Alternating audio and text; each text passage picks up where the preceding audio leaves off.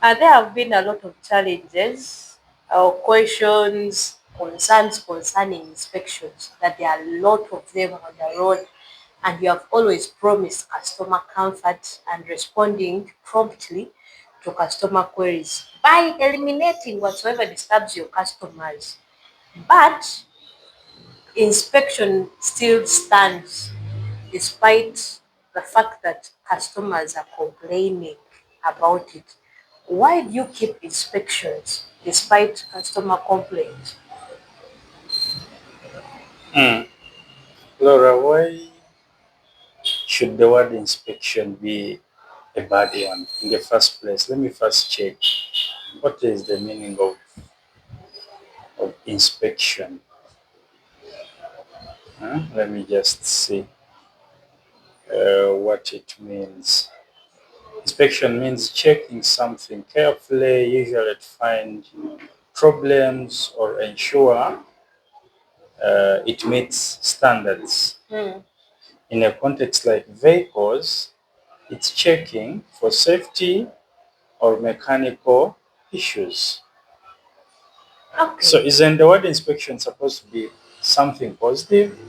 Why are you saying it's an inconvenience then?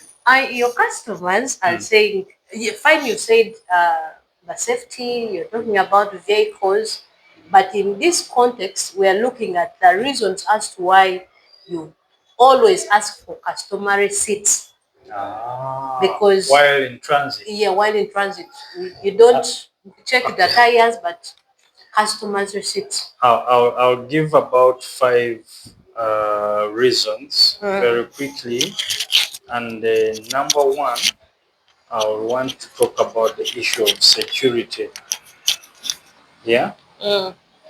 Um, Now, you may remember, for example, Laura, very recently we've had issues of our some of our passengers being treated to substances that cause them to get unconscious Mm.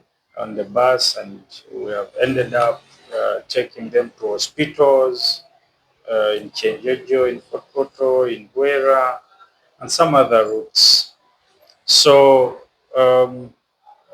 this inspection is one of those um, checks that has helped us to discover some of these issues and even preempt others before they happen, but also helped us to even arrest some people.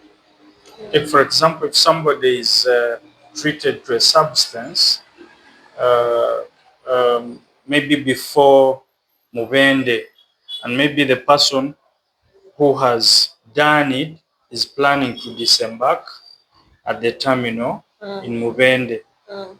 But because inspection has happened, the moment we discover that somebody is on board is unconscious, then we raise more questions. We will make a search, and we have, in some cases, discovered the those people who are, doing such acts on our passengers. So in terms of security, these inspectors help us a lot to discover, sometimes to preempt bad characters who want to steal maybe bags. Somebody comes with a laptop bag but is actually aiming at your own laptop bag, or rather your laptop, Mm. because they pretend like as if they also have a laptop, but yet probably they came to buy a ticket and be able to trail you between here and when they get off. The moment they get your laptop, they're off. So, in a way, it is our inspectors that act as an extra layer to check on these other issues, because we have trained them in observation skills. So they will always give a report. They relate with our managers. They relate with the security organs to ensure that we keep our environments safe, Safe. or rather our trips Mm. safe. So that is one. Two, I'll talk about there's an issue of if it is luggage, we call it misrouting. But even a passenger could go to a wrong route. Oh, okay. So route confirmation is one of the things that is looked at. What am I talking about? Laura, you come and you're traveling to Hoima, and along the Kampala Hoima route, there is a place called Chiganda, rather Chienda. Yeah. Okay. The same place is along. Mitiana Road. Yes, the Kampala Mubende. So now you're on the bus to Mubende, or you're on the but you're intending to go to Hoima. So when our inspector comes, usually for them they are trained. They could even ask confirmation questions, verification questions. Check, are you really going to this route? So this has helped us. You know, also our buses look almost similar or the same. And especially for passengers who don't know the bus plate numbers, they will easily get on any bus to any direction. Yeah, they will ask late about the direction. So when a boarder is arriving at the Kisenyi terminal, or rather our link bus terminal in Kisenyi, the moment the customer looks at the bus exiting, they begin chasing it. They don't first ask themselves where is the bus going. So whether it is going to Mubende and the person is going to Masindi, they will chase it, and should it open, should it stop and the door is open, they will get in. So they will be discovered probably at a point where they have met an inspector. So we've had these scenarios, and our people have been helped in that way. We also have health reasons. Yeah, you could call them health related or medical. Something similar to what I talked about. Maybe some people were told it is chloroform. Our passengers have been subjected to it and been robbed. Yeah, but you know, also at times someone could just naturally get unconscious on the bus. But you just imagine that this bus is leaving Kampala and nobody is going through these passengers from Kampala up to, let's say, Bwera. Just imagine. So our inspectors at certain points will get on board and check on each and every passenger. So that helps us to discover maybe if there is somebody who is unconscious, at least at a distance that is not so long, we're able to know and maybe help that person. So without inspection, probably that may not easily be detected.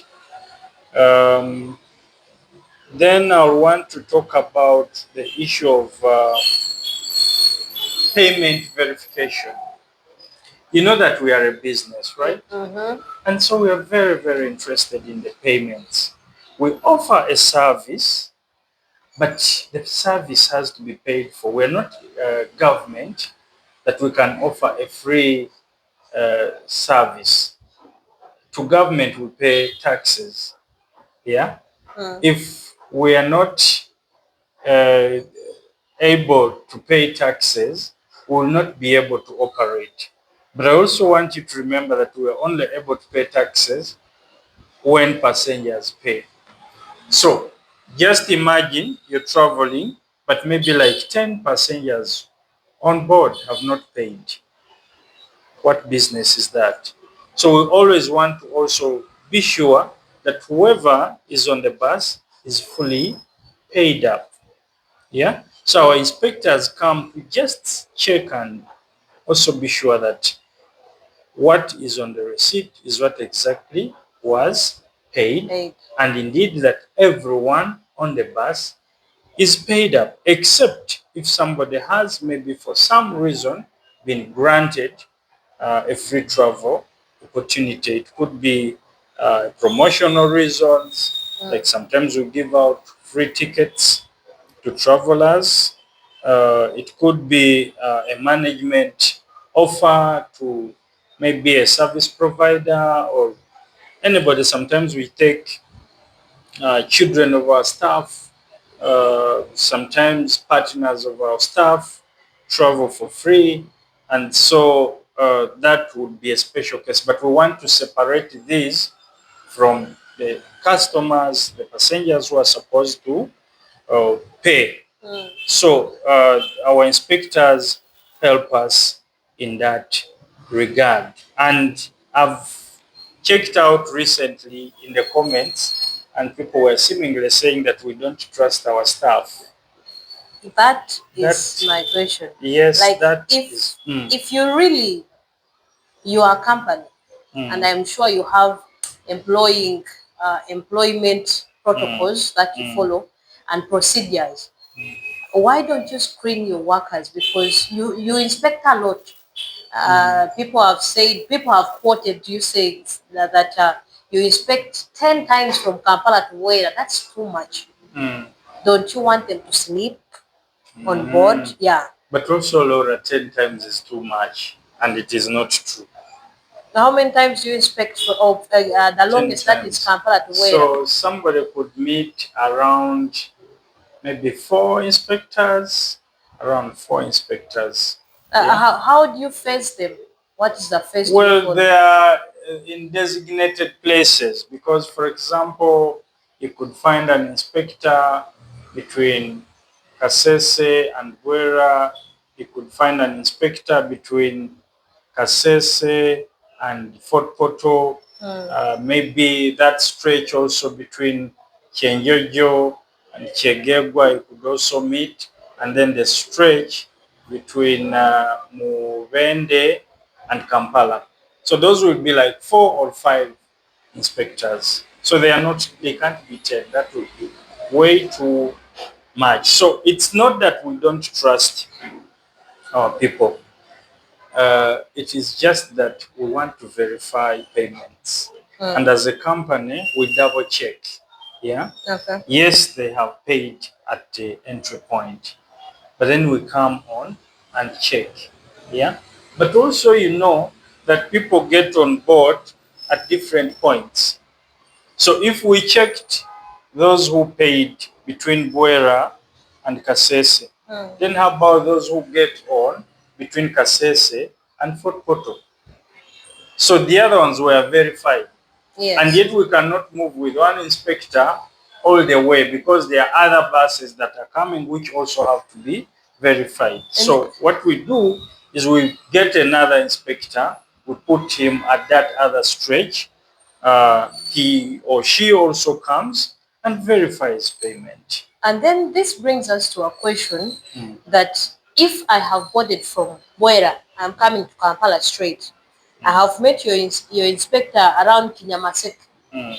They have verified my ticket. Why do you have again to disturb my peace when we bypass Kasese and now we are heading to Fort Poto? Another one comes, then they ask me for that particular receipt, which was already inspected.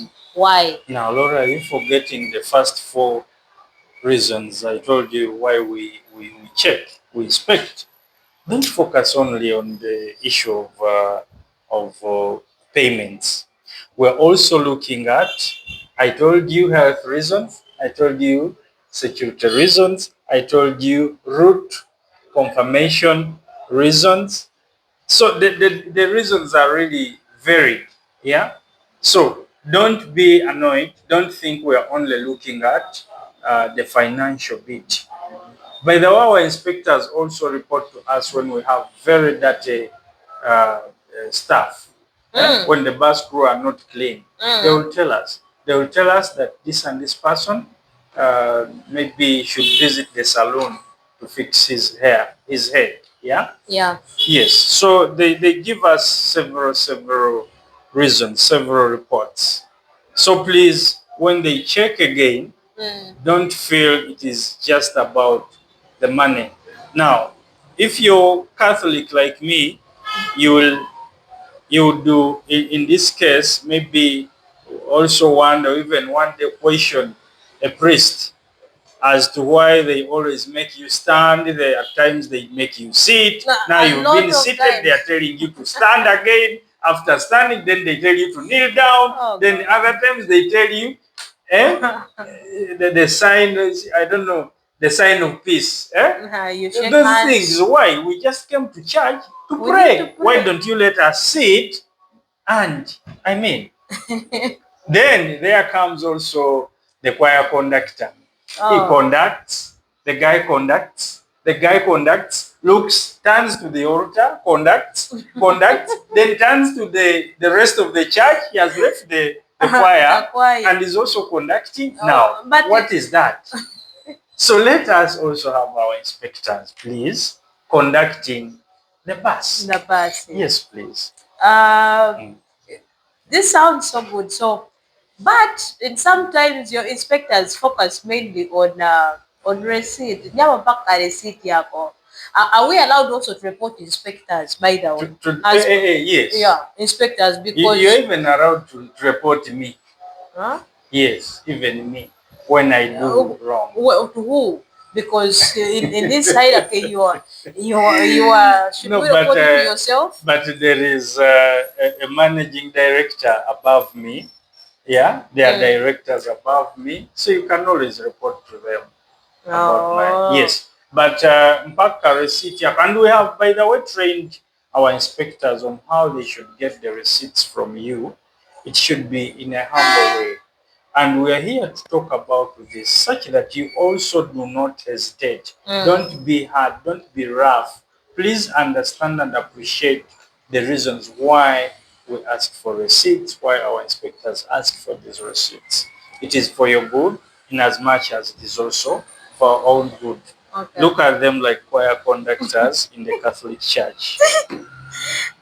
Those choir conductors, I don't know why they even don't know that some of us don't understand those signs. But we just flow according But to they the flow. put you in the vibe. In the vibe. Yeah, you dance along. Yes. So as a passenger, in the good passenger in me for link buses, how can I be of help to the company as far as inspection is concerned?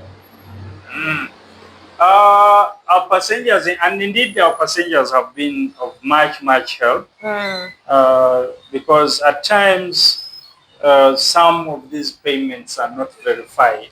Okay.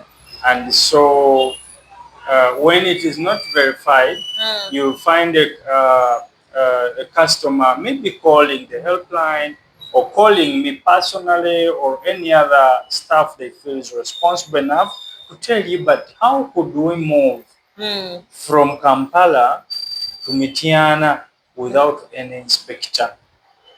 They will ask, how do you protect your business?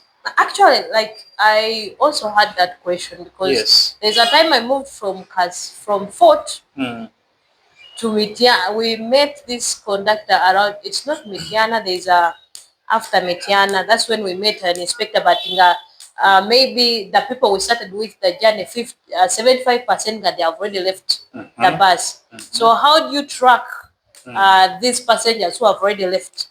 Exactly, it is by inspection. So if the inspector has not seen them, and okay, the conductor will tell you that we moved with these people. But like I said, as a company, we love to double check as a principle. We double check. Yes, you picked so and so from this place. But did the person actually pay? Yeah. Because Laura, if you're the conductor and maybe your mom is traveling, or maybe your mother-in-law or your good friend, you pick them, let's say you pick like 3 of them, will you be willing to pay if you know there is nothing like double checking? You will just pass them, I mean, you just move them, and yes, and it is an opportunity for you. So our inspectors also help to protect the jobs of the other people. Because if I realize that you moved 3 people, I will not be very sure that indeed those 3 people were moved and did not pay. How will you prove to me? So sometimes it is the passengers, by the way, that tell us, please be sure. Because many passengers, by the way, are business owners. and they feel a lot of pain when they see maybe certain payment probably is not being recorded.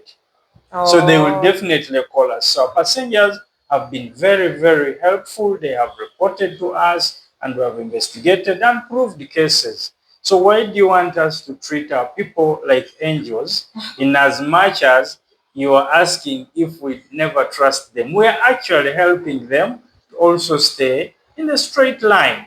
Now just imagine if we are charging 40,000 from Kampala to Kasese, and this gentleman has got perhaps a sick person at home, Okay. and needs around 100,000 or maybe 150 to sort the problem.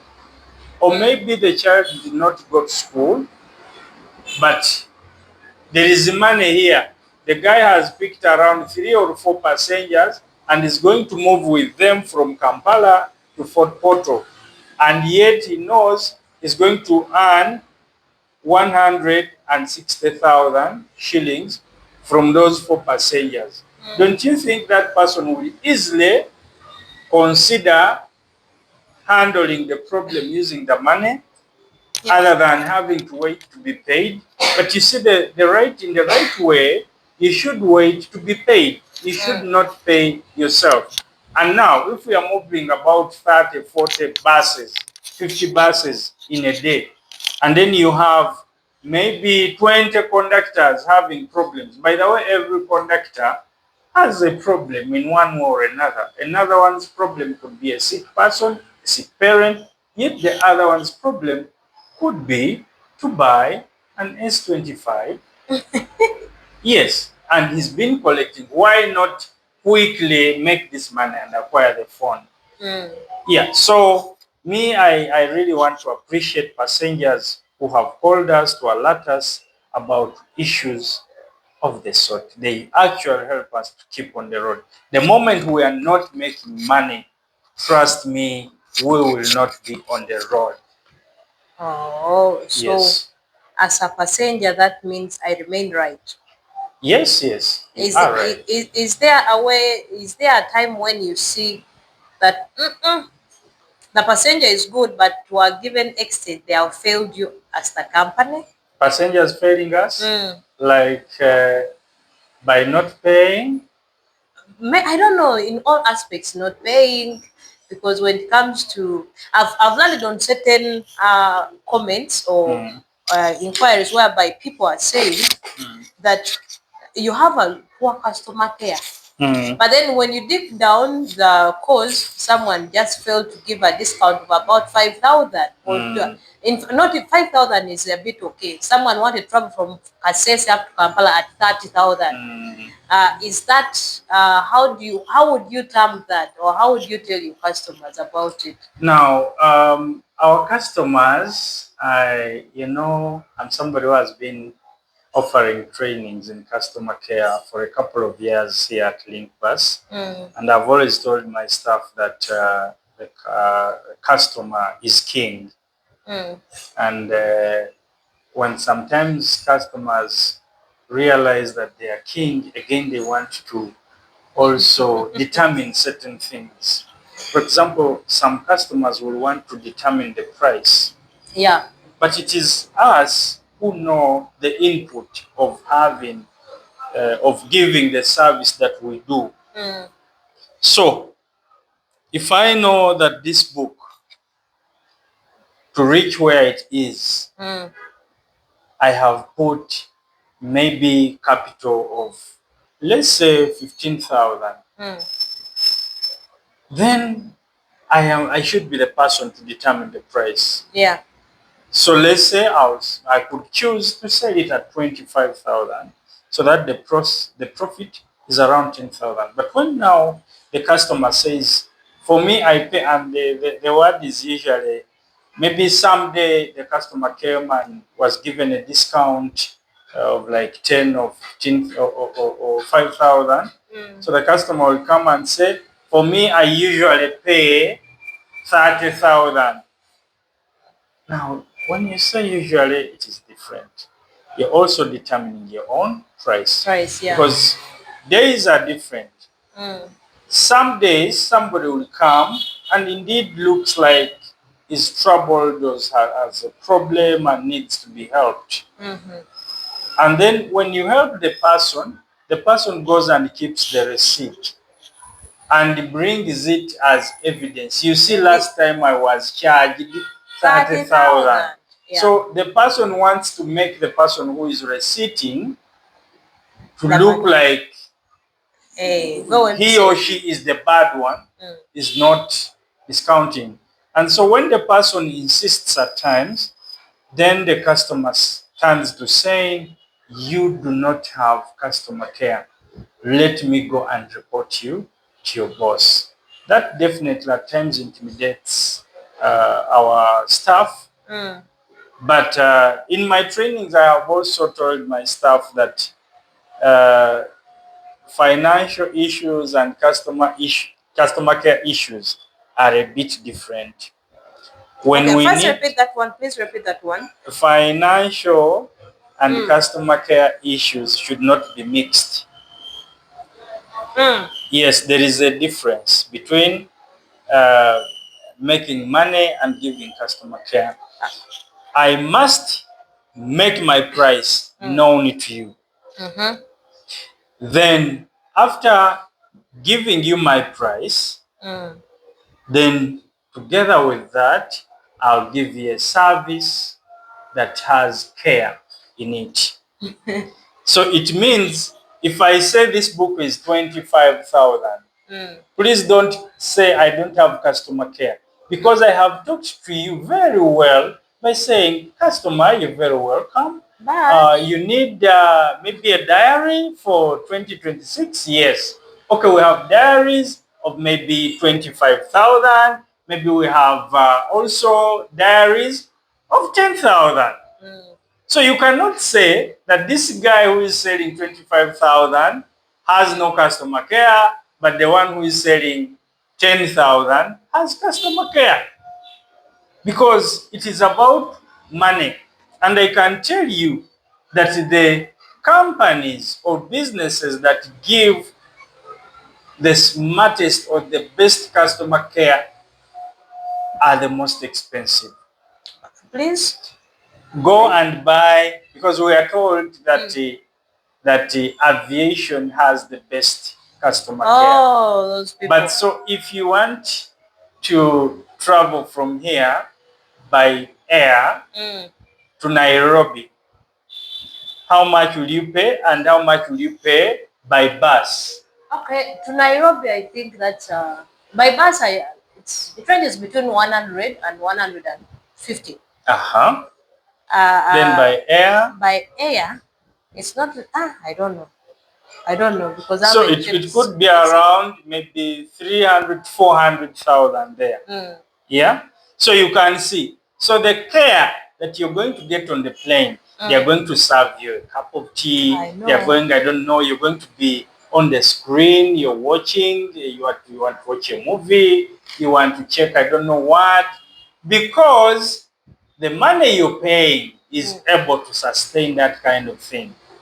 But you're expecting Wi-Fi, you're expecting to recharge your phone on my bus, you're expecting me to give you a bottle of water, you want me to give you, I don't know, a spacious seat, but you're paying me 40,000. For goodness sake, where do I get? And then you want that kind of customer care touch where my staff is talking to you with the magical English. Yes, I want to hear English.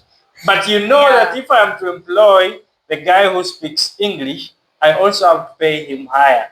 You know that if this guy has to give you top-notch customer care, touch, then I must have taken the guy through drills for customer care.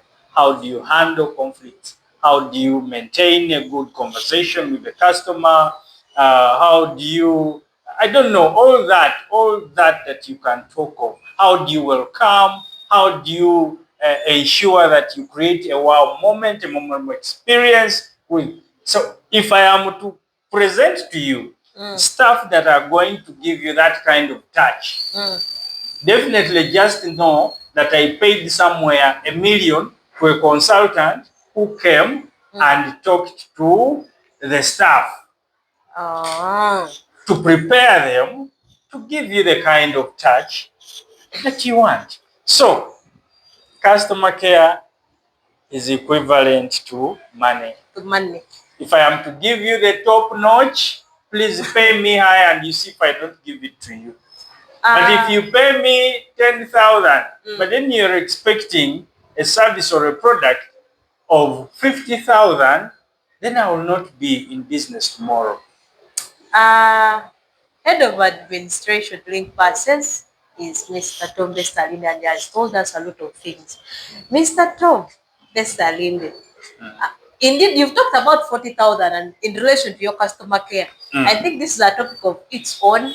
Another day. And I would like us to expound on why you charge differently from other game players, and yet we haven't reached where we want you to be, and you're still charging us the exquisitively more than I will be here to answer that. Yeah. Yes, but I can tell you that in as much as we are all in transport, but the service that we offer, the product that we sell to you is different from the product that he and all of them give. Ours is a Link Bus product. Link Bus product. So, yes. Good people, we are going to bring the head of administration back. This man has a lot of things to tell us about. You also said you train customer care. Oh yes, that is my other skill. That's good people. If you need someone trained for you, your staff, which other group do you train? The staff. Of course, company staff. Company staff. Have a business. Yeah, if an individual, if you can manage to hire even the service. An individual.